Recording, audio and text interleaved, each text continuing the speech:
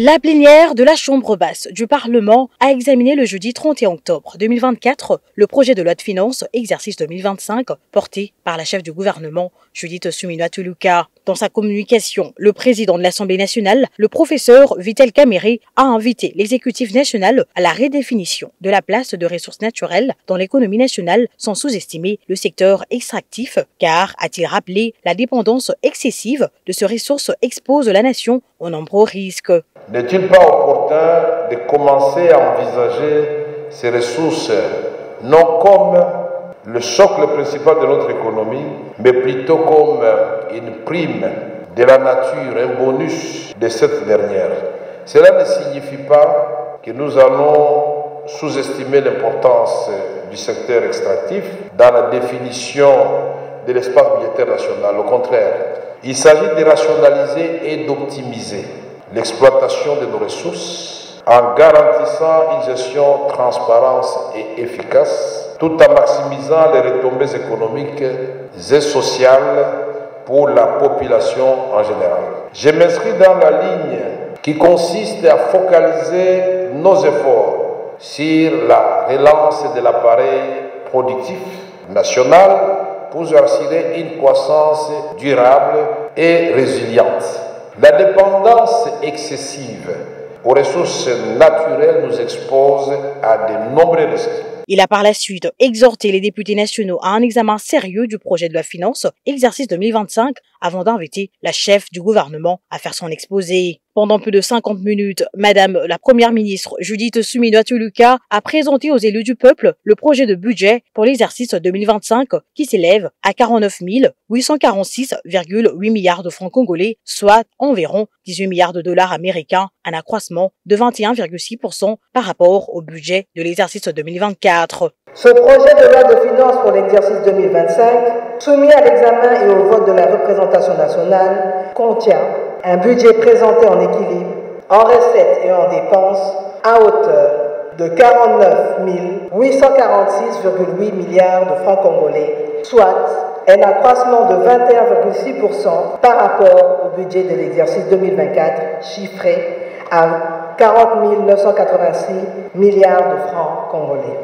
J'ai l'honneur de faire appel à votre sens de la responsabilité patriotique afin que vous déclariez recevable notre projet de loi de finances pour l'année 2025.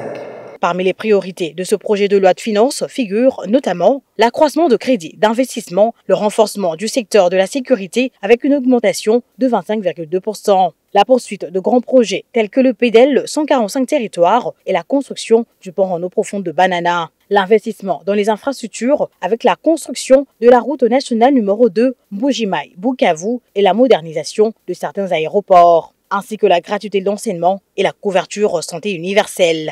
À suivre le chapelet d'intervention des élus nationaux aussi brillantes que pertinentes, les recommandations les plus récurrentes ont été l'amélioration de conditions de vie de la population, la poursuite de la lutte contre la corruption, l'augmentation du budget de la défense dans l'optique de la préservation de l'intégrité territoriale, l'augmentation du budget alloué à l'amélioration des infrastructures, pour ne citer que cela. Quand vous entrez en profondeur dans l'enveloppe de rémunération, il y a un souci. Je vous donne un exemple. Le salaire moyen d'un agent qui travaille au ministère du Budget est de 1 000 $.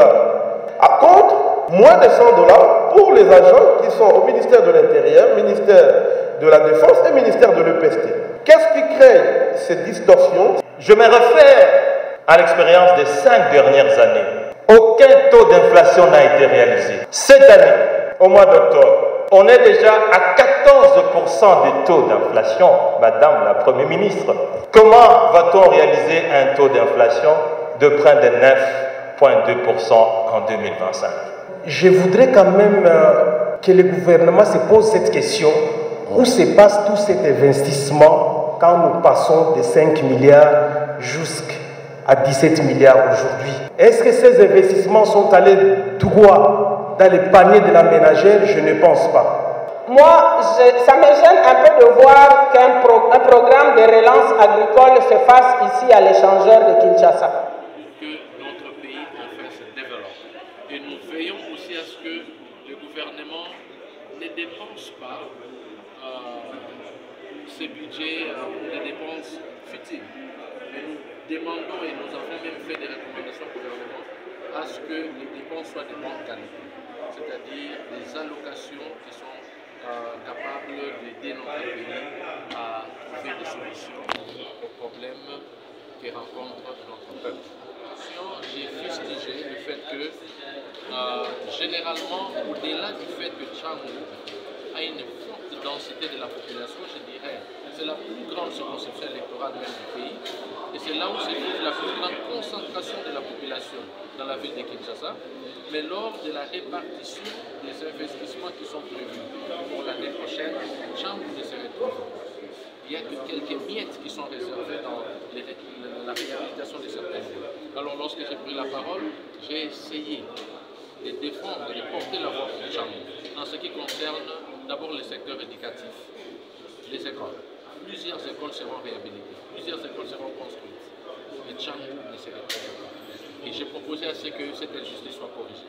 En ce qui concerne les embouteillages, vous savez, c'est impossible de circuler de Tchangou vers la ville.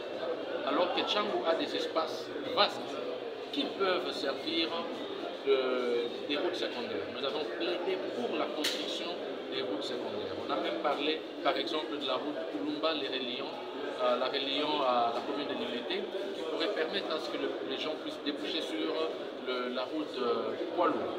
Il y a beaucoup d'autres routes à Tchangou qui peuvent réellement aider. Mais malheureusement, les choses ne sont pas prévues de cette façon-là.